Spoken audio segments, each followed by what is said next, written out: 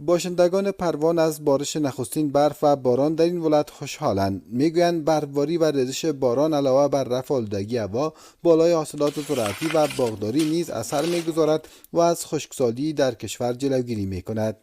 امی آب باران که شده ما درختها او داده میریم که درختها بیاب بود دیگه. ما در باران برف کلک خوش هست، ما میخواهیم که زمین ها درخت ها کلش آب بگیره دیگه. کسایی که در خانه چی هستن خانهشان 1 متر 2 متر چاب بکنن که زمین جذب کند. والا بسیار مفید است. ما بسیار انتظار کشیدیم، بسیاری باران به زمین و به کل کشتکار به کل چیز پایده داره. بسیار خوشبین است این باران، رحمت خدا از اینجا میباره. بسیار خوشبین هستیم.